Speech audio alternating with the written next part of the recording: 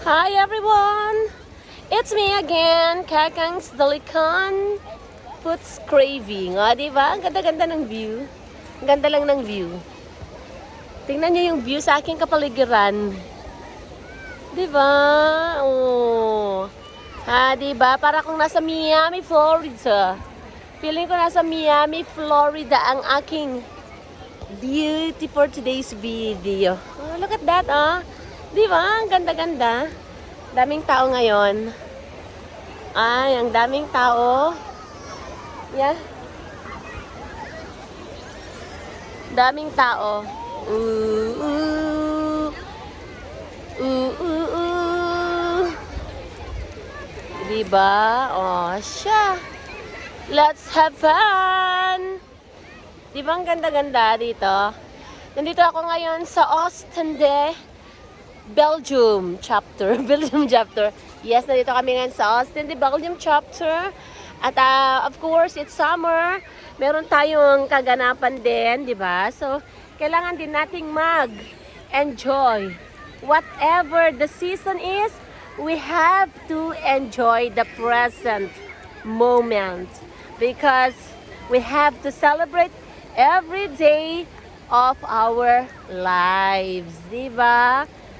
Kaya take advantage of the season. Samantalhin natin ang ating mga pagkakataon na kung saan maaari tayong mag-enjoy for today's moment. Sabi nga nila, cherish the moment, cherish the day that you have. Diba? Ang ganda-ganda lang, Diba? Ka-feeling ko tuloy nasa US, nasa Florida ako. Miami, Florida. Kasi ganito din yung view. Diba?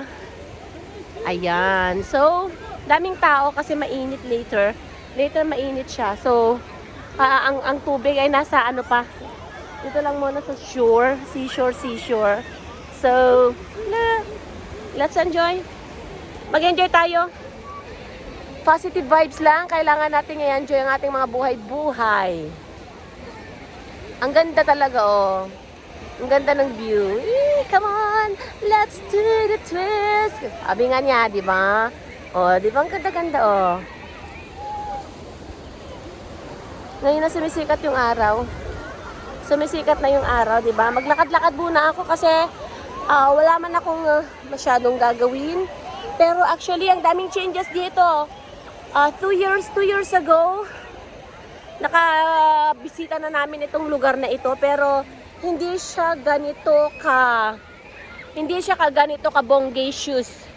Pero ngayon ay ano na siya, mas lumayo yung yung dagat doon sa mga kabahayan. Ewan ko dahil sa low tide pa lang, mamaya pa mag high tide siguro kasi time check tayo, it's like 12:45 in the afternoon. So yan.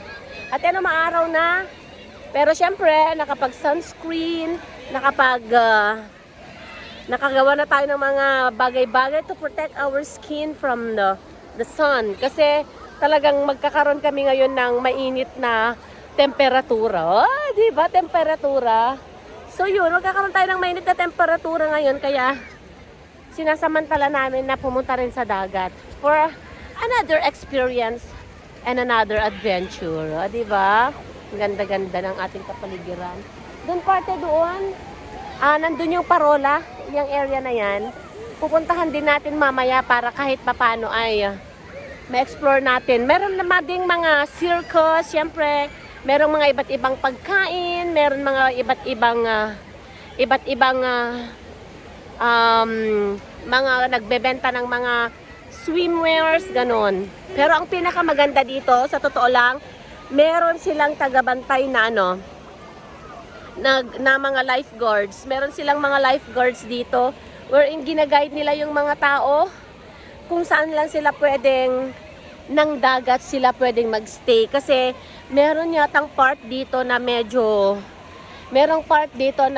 maano ang current, electric current na sinasabi nila. Yung ewan ko kung tama yung pagkakalala ko sa school ko sa physics, pero electric current is yung parang hila ng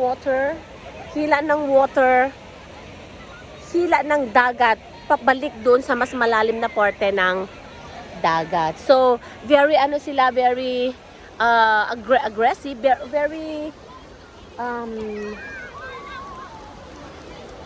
napaka ang tawag dito ay parang sensitive yung mga nagbabantay kasi lahat ng pumupunta doon sa party na yon kasi pinagbabawal na doon sa area na yon ay pinapabalik nila dito papunta dito sa side na ito. So, ayun pala kasi kaya safe na safe din ang mga tao. And ang naobserbahan ko sa mga locals dito, mga Belgians or other nationalities but they are living here in Europe, magaling silang lumangoy. Yun ang pinaka-importante sa kanila. Galing nilang lumangoy. So, abangan natin ang ating mga karanasan dito sa ating sea venture. May mga pa-sea venture pa siya. Ang daming tao, katag naman hanggang doon ng dami-dami. Pero, abangan pa rin natin at mag-enjoy din tayo. Lilibutin natin ang Oostende dito sa Belgium. So, yun lamang po for today's video, for this moment's video. We will see again on my next paandar. This is Kakang Salikan, Food Cravings. Bye!